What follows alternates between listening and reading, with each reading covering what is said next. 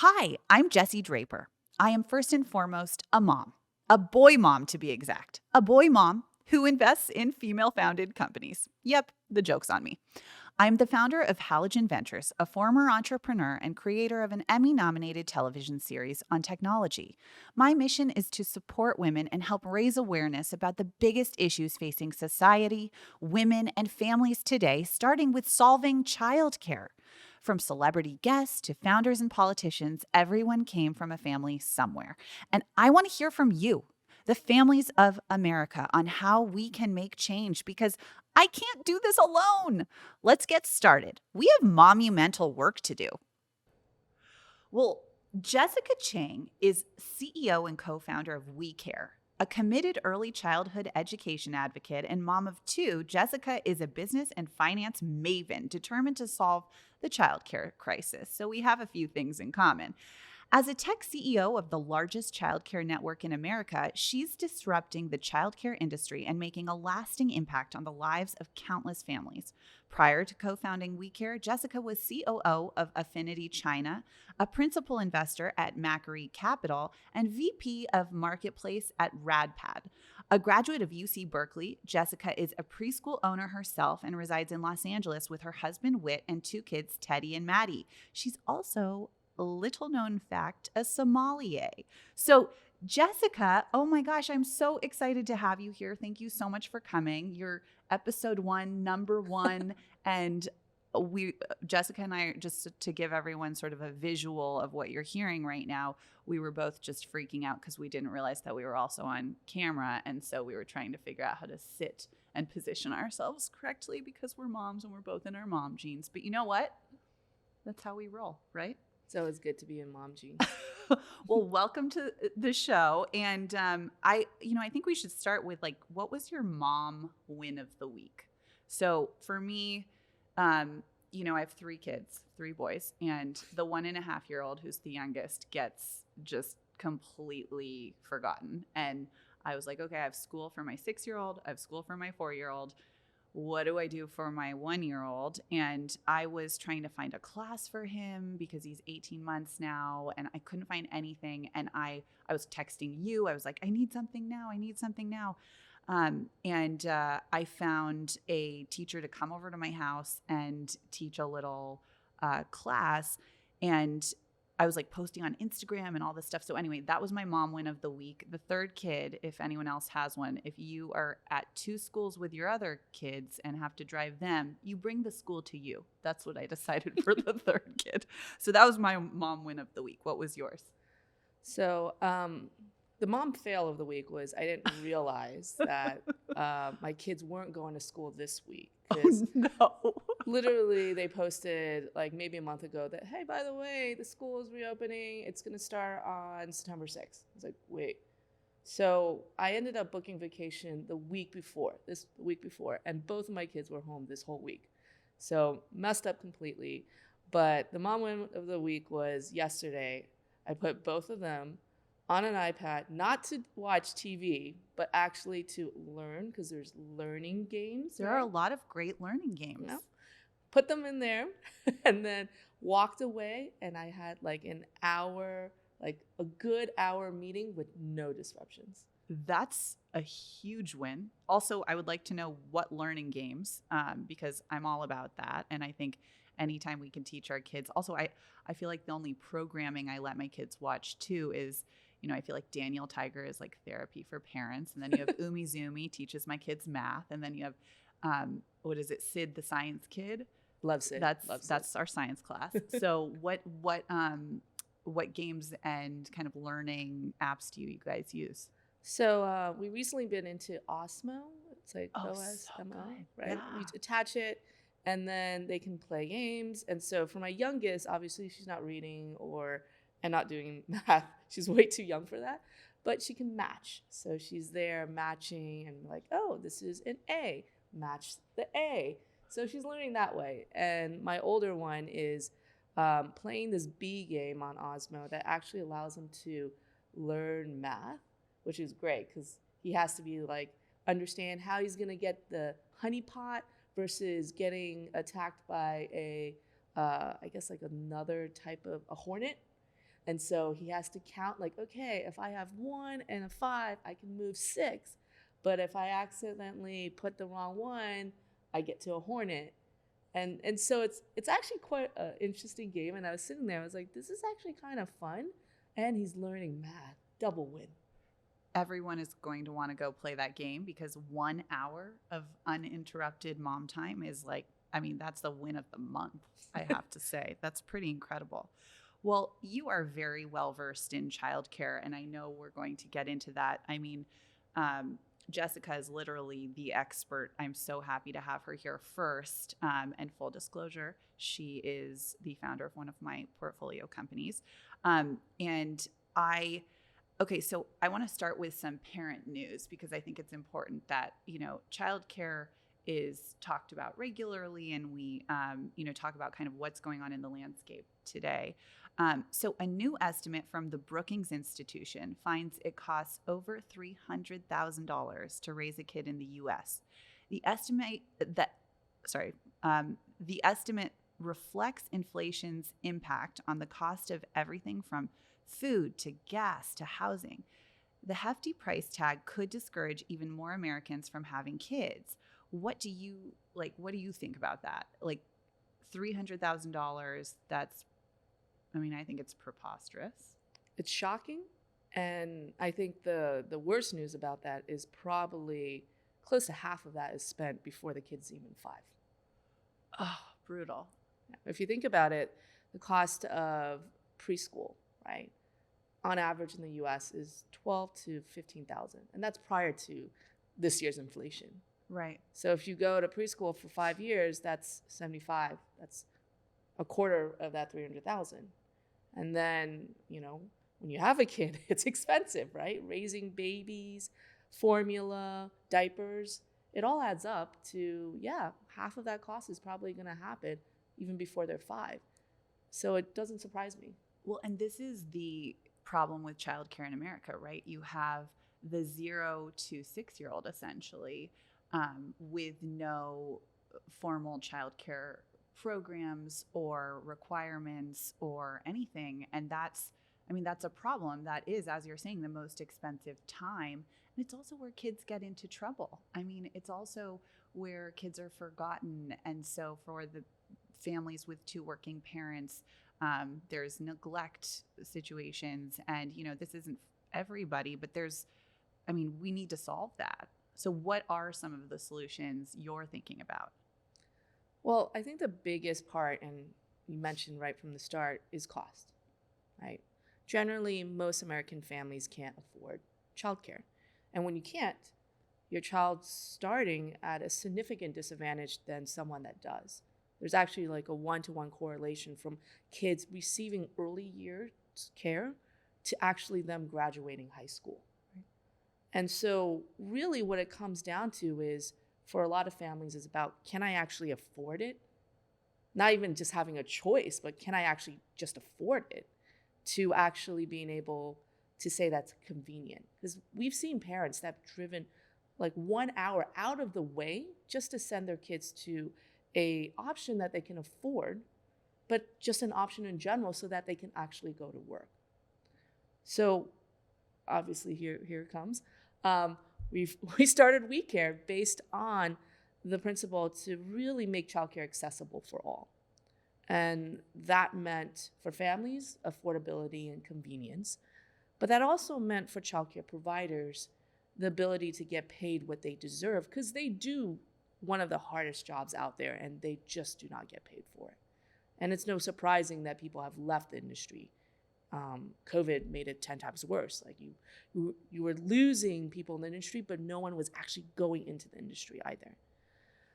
But I think the key to the solution is actually bringing outside help in. Because if it was only just dependent on families and providers, we would have no childcare, period. Well, and I want, I want to dig into the We Care, your company even more. Something I want everyone to know is they have over 2,500 locations across the country. More? She's looking at me like, yeah. Actually, we have 55,000. 55,000 55,000. Oh, because you guys, oh my God, I forgot. I am way behind. So that's significant growth for this year that I'm very excited about. And so they have 55,000 childcare locations across the country. And these are more affordable, better options. Will you explain the difference between a We Care and, you know, a typical childcare facility or a Bright Horizons, for example? Yeah. So a typical We Care is actually centered around that childcare provider, right? And it's actually based in someone's home. It's in normal terms, it's actually called a family childcare center, right? Short-term FCCs. And actually in the US, there's over 150,000 and just most families don't know about it. When you have an FCC, you can actually operate in any type of residential setting, which makes it really convenient for families. It literally could be your next door neighbor to someone that lives a floor above you. Or in a rural setting, could be someone that also owns a farm. But what's great about it is many people don't know that those that actually start an FCC, they're teachers as well. And so you get really individualized attention for your child when you're sending them to this FCC.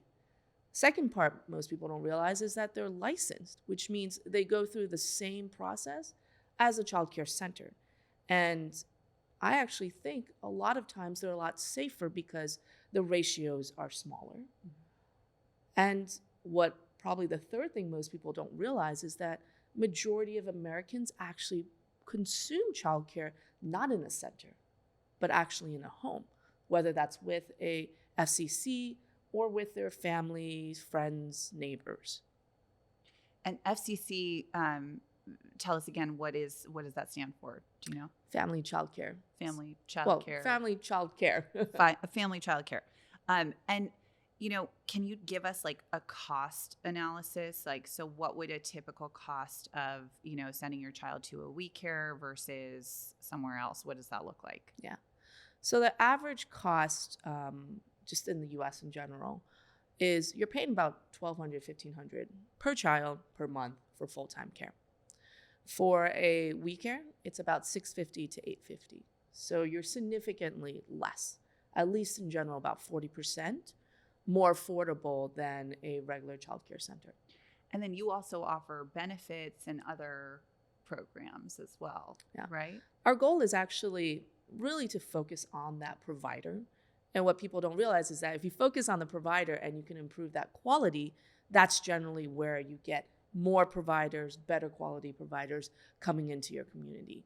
So we actually provide the back-end operations for our childcare providers, which allows them to really focus on the teaching, the curriculum, the caring for your child, and we focus on everything else, including actually helping them create their curriculum on a day-to-day basis. It's so incredible what you've built. I mean, we need so many more options. I'm so happy to hear you have 55,000 locations. That's making it more affordable for families. And, you know, I think we need so much more of that. And then in each of these locations, it's, you know, on average 6 to 10 children. Yeah. So we have small, we have micro too, which means sometimes it's just a couple of children. But it goes up from small FCC that can handle about 6 to 8 kids. And then it goes up to a large FCC that gets to about 12 to 14. That's great. It's amazing.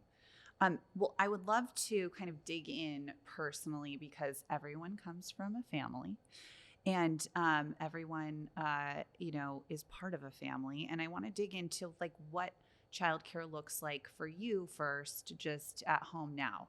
You are a high-powered CEO. You are busy. I made you drive all the way to the other end of the earth today to do this podcast with me. And I can't tell you how much I appreciate that because I know how busy you are. And what does your childcare at home look like? And tell us, does your spouse work? And, you know, what does that all look like for you? So my husband actually works in Century City, which means he drives quite a distance from where we live. And he's a lawyer. So it means that both our schedules are really busy. Luckily, both of our kids are in school, which means, you know, from that standpoint, it's great. But guess what? School gets out at like 3 p.m. which makes it hard, right? Because most Americans don't get out at 3 p.m. from work. So it's a hodgepodge of things that come together because as my children have aged out of a lot of options, we have to kind of think about what that means. So first of all, they do have a lot of activities. It happens to be that after school is at a home daycare, which is awesome. And that home daycare offers a lot of activities from, I know this sounds very much like a tiger mom, reading, writing, math, but also parts of like aerobics and soccer. So they get all of the different activities. Otherwise, I wouldn't be able to actually survive. And they pick up my kids. And so that when I pick them up around 5 o'clock, I had a full day of work. I can actually then make them dinner and then go back to work. So this daycare picks up your kids? Yeah. Or the after school? Yeah. Oh my God. So that's actually another benefit a lot of people don't realize is that home daycares generally provide transportation as well. Oh and my so they gosh. can get your child, get them home, and actually do a lot of activities with them based on what your children actually like to do. So I'm a big believer, a big user of We Care myself. But I think that it makes the difference. And what actually even got me started at We Care was I couldn't find any options. And I sent my child to a home daycare because everything that my friends recommended was either unaffordable or waitlisted. And then you also own a preschool. So tell me about that. So what does that look like? And what do you do for them? And I mean, that's a big job in addition to your big job. So before I founded We Care, I was really frustrated with the industry, not just as a mom, like generally as parents, when we find out that we're having kids, it's like, yay, so great. And then you find out that childcare is impossible. And then you realize that potentially you might have to leave your job. And usually that falls on women. And it became really frustrating to me because when I looked at options, and at that time, I remember saying to my husband, everything has a 6 months to 2 year wait list. Literally, someone told me that I should have signed up when I was thinking about getting pregnant. I was like, that just seems so backwards. No, I had that same thing. Everyone said, you have to get on the list. You have to get on the list. And you know how I ended up getting into the preschool was, it was like I didn't have to get on the lists that I'd been on for years. And in fact, some of those preschools I didn't get into. It was so ridiculous. But I think you also, for me, I just chose the preschool also within 2 miles of my home. We're based in Los Angeles. You want close childcare. But I think that's so crazy and ridiculous. And in some cases that's true, but do you really want to go to those schools? I don't know. And to be honest, like when I was really looking into this industry, people just generally don't know what's available. And how I found my son's home daycare was literally, I was so frustrated. I was walking him around the block and it was like Halloween time. And I was like, hey, there's actually like all these different pumpkins. I was like, there's no way that there's 10 kids here. Like no way that someone lives and has 10 kids. This is impossible. They can't afford living in LA with 10 kids. And I saw a family like come and pick up their child. And I was like, oh, what is this? They're like, oh, this is the home daycare. I was like, there's a home daycare here? Like, tell me more. And so I literally knocked on her door and was like, tell me more. I need childcare. Do you have space? And it turned out she did, because happened to be that one of the families were leaving. And so I ended up actually getting childcare because I walked around my neighborhood and just happened to see that many pumpkins. But most of the times there is no sign. And so people don't know. And that kind of really spurred the idea. But before that, I really wanted to understand what was going on with preschools, because what I saw was that the more you look into the industry, you hear about childcare deserts, you hear about essentially providers leaving the industry year over year, but at the same time, demand has increased exponentially year over year. Right. So why was that the case? And as a operator at heart, I wanted to know. So I got into the space and became a preschool owner and operator. And I took I found a school that wasn't doing well. And I was like, look, I'm going to make this my mission to get this school up and running. Because if this school closes, that means other kids won't be able to have this childcare available to them. And I ended up actually getting it off its feet and running within 3 months. Wow. But we need like 1 million more of you doing that at these schools. And how's the school doing now? It's great. And actually, I went on and did it actually to more schools too. But what I realized was that a lot of times, many of these providers just don't have the experience to operate. Right. And that's what we were bringing in. But we wanted an option that was actually sustainable. Yeah. Hence why we got into the family childcare space, because it actually helped providers make 3 times more than they do as preschool teachers.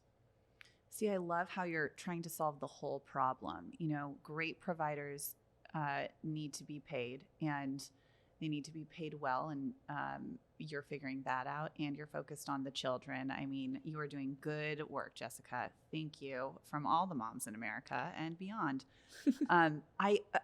We talked a little about your personal childcare situation, and your husband works and he's a lawyer. And, I'd love to know, we have 2 working parents in my home too. And I think, I have a full-time nanny, which I know most people can't afford. And I know that I'm very lucky to be able to afford that. I don't think we'd be able to afford that necessarily if only one of us was working. Do you feel the same? Like, could you pay for childcare if only one of you was working? No, absolutely not. And I think that's what really kind of brings to the attention that childcare is not affordable. But there's kind of this chicken and egg situation where it's like, well, how do you pay teachers more? You have to make childcare more expensive. Well, then if I'm paying teachers more, no one's going to actually go to these places because childcare is not affordable for families. So how do you kind of fix this conundrum? And honestly, that's also where WeCare got into, was we got into the employer space. We said, well, you're working, shouldn't your employers be caring about that you need childcare and help you on those childcare costs? And that's actually really the point that starts to fix the problem.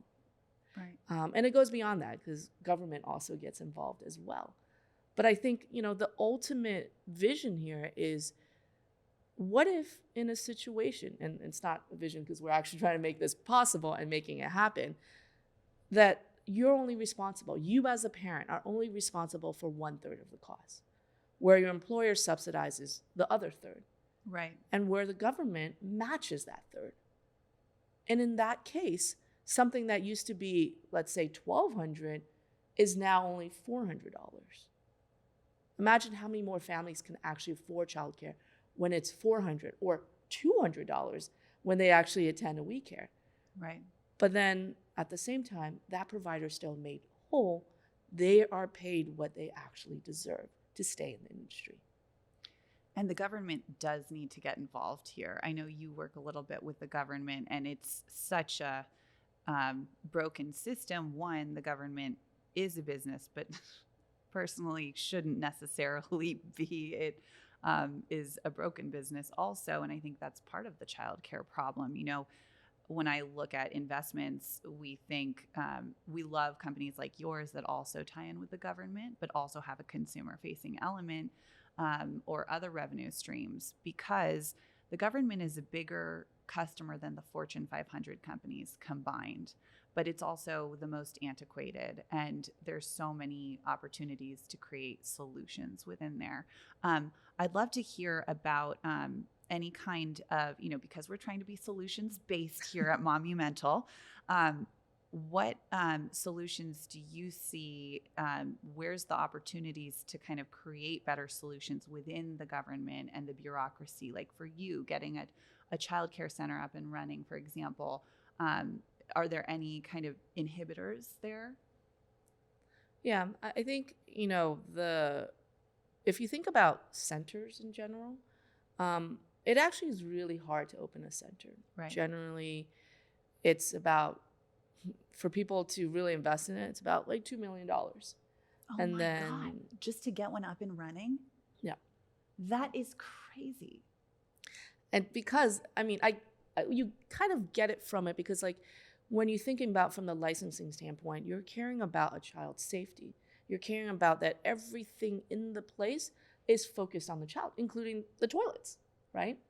So all of the facts of permitting to actually installing, having the right materials, construction, outdoor play areas, like a play structure is almost like $100,000 to $200,000. So I can't believe it costs $2 million to get one of these up and running. So it sounds like we're going to be having a lot of people on who work within the government to talk about these inefficiencies. So I will relay this information to them and be like, we need to solve this. But that is really expensive. And it sounds like if it was less expensive, more people would do it. I think people do care about childcare. They just don't even know where to start. Yeah. And, we need more options. We need, in some cases, free childcare that is provided by the government. Yeah. I think one of the biggest components that really can affect change is really about who gets subsidy. Because when you think about subsidy right now is really made for the lowest poverty, below poverty line families. And that's hard, right? You're not working, you need childcare to actually get a job. But once you get a job, you don't qualify for any of these benefits anymore, which makes it really hard for you to actually afford childcare. And guess what? You're back under poverty. So this is where I think the biggest part is providing information that can really help to guide what is actually considered families that need to be subsidized, right? Right. And I think that's where government can play a big part, where it's like, okay, well, actually this band of people also need to get government subsidy because they're being paid hourly wages. It's not enough. They can't afford childcare. But if they can afford childcare, they can actually go to their job, actually become managers, get themselves out of that spiral. And that's where at least where we're seeing a lot of traction is really being able to guide government on, hey, actually that band is higher than what you think, because families that are making $50,000 as a household can't get by in Los Angeles or in California. So how do we increase that? Maybe it needs to be $80,000 for a family household, but you still need to help subsidize for that childcare cost. That's a great solution that I think that will continue to kind of push forward. So I hope you do too, which it sounds like you are. So I'm glad you are just doing great stuff, Jessica. I would love to, something we didn't talk about is, we talked about your child care, and then how does that differ from, like, how were you brought up? What was the child care in your home? So I grew up in Asia, so that means you have a lot of family members, and that was the village. It's the village mentality. Yes, the village brought me up, and it was great. I mean, I had a great experience, but when I first went to school, I had no sense, and there was a lot of catch up. But it was also a great component because people cared. This was your grandma. This was your aunt. You were playing with your cousins, and it felt familiar. And that's what I think I see a lot in family childcare homes is that family sense, right? You're brought up by your neighbor, who, by the way, is that grandma for you. She bakes you cookies and doesn't tell your mom that, like, she baked your cookies. But thank God she baked you cookies, right?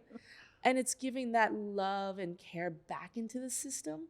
And that's how it always was, right? Like, if you think about, like, the 50s and 60s, is always the family that brought you up, the neighbor that brought you up, and it felt good. You got that sense of belonging, the community.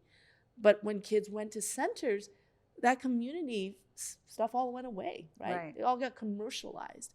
So we're trying to bring that sense of community and family back with our FCCs. It's like the village raises you. And the family childcare home almost becomes the center of it. You send your kids there, and when you grow up, you actually hope that your kids send them there. Actually, I think it was the other way around. You went to the home daycare, and then when you grow up, you send your own kids to that same home daycare. These are so many great solutions. One, we're missing the village. We need to bring the community back. I think everyone is also feeling that after COVID, and feeling like, wow, I was so secluded for so long. Where is community? And we're seeing just a lot more community-based activities. People want to come together, see people in person, not on Zoom. And then also, I think it's so important what you said about just making sure we raise that bar in terms of who gets subsidized. I think that's a really, really great solution we can focus on. And something I want to chat about quickly is you are a sommelier. You are, I mean, what a fun talent to have. It's interesting because, well, first of all, I love wine. I really, really, really love wine. Me too. And I know the moms listening love wine as well. Oh yeah. As a mom, you need wine. But it actually started really young. So my dad really loved wine, and he was a businessman. So he used to take me to these business dinners. And by the way, I grew up in Asia, so there wasn't a drinking limit. So he would be like, "Oh, just have some wine." There's no drinking age in Asia? No. What? Are you serious? Growing up as a child in Asia was very fun. I guess in France, I guess kids drink in France too. Yeah. Is there an 8? Wait, this is mind blowing to me. Yeah. So kids could like do shots. That's terrifying. Yeah, maybe not shots, but hey, have a sip of the wine, and that's totally fine. No parent wants their kids to Jessica's be like, doing what shots. kind of parent are you? No, a little bit of vodka inside of their gums to make them sleep. Yeah, that's totally doable. But yeah, so young age, my dad really wanted me to enjoy these things because my dad's biggest hope was that I would get into finance, get into business, which I did. Like my early part of career, I was an investment banker, I worked in private equity, and it was hard, right? But I loved what my dad did, which was he got me really to appreciate wine. And so when it came to being a sommelier, I was like, well, let's just do it for fun. And it was really fun. It was held in Vegas, so it was very fun. But it was one of those things where I'm like, well, let me just test my skill sets to see if I actually know what I'm talking about. That's amazing. That is so cool. And you have to study a lot to do that, right? So I started at a really young age, and my dad likes a lot of different kinds of wine, so it just became very natural. That's so amazing. That is such a cool talent to have. We need to go to dinner, and I need you to just tell me about all the wines. I know nothing. I'm like, I really like Sauvignon Blanc. I really like Rosé, and that's about where my education on wine ends. My husband's much more of a wino. That is so fun and fascinating. And wine is a really interesting business too. I mean, just where it all comes from and how it's made and how it's valued. It's really an interesting business. What a cool talent to have and skill set. I have a very good sense of smell, so I always thought I'd be a great sommelier. Okay, really quick, before we wrap up here today with our goodbye story, I would like to know, what is your mom hack? Like, what is the thing that you do that helps you kind of get by that you think other moms could use as a tip? I think, once after the first kid, perfection is not something that you look for. And I think that actually helps me get by, is to know that your kids are going to be fine. Nothing has to be perfect. They're going to get dirty. They might eat off the ground. Happens a lot. But it's fine.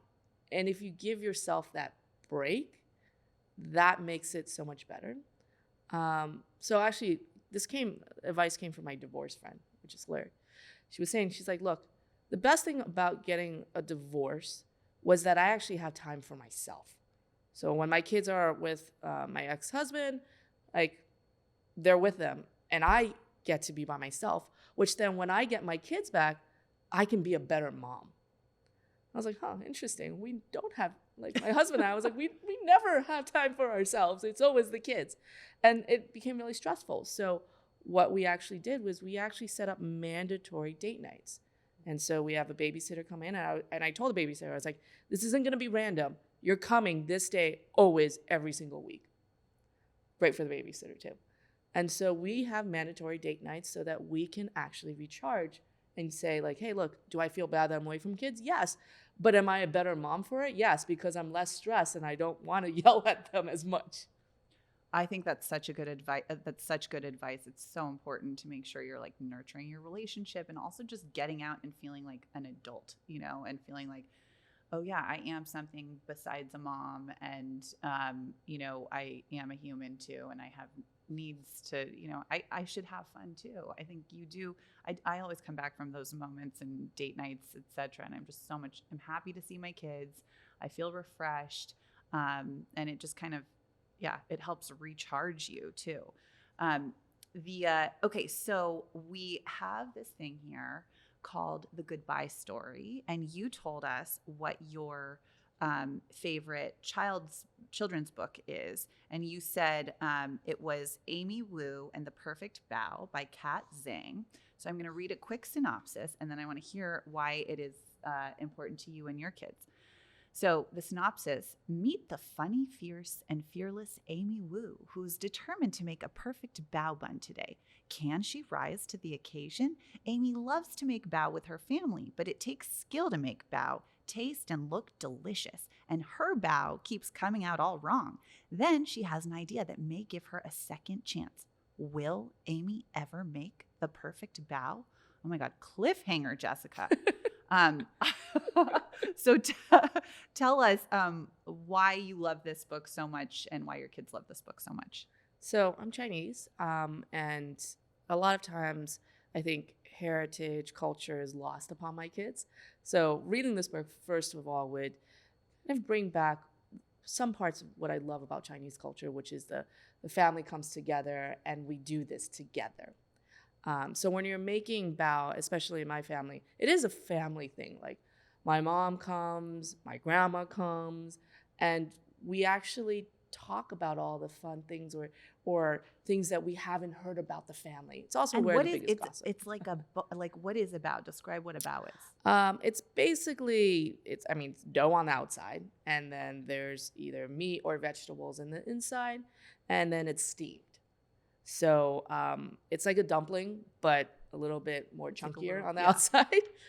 But when you make it yourself, which is a labor of love, just like, you know, Italian grandmas making pasta, it's a whole day thing.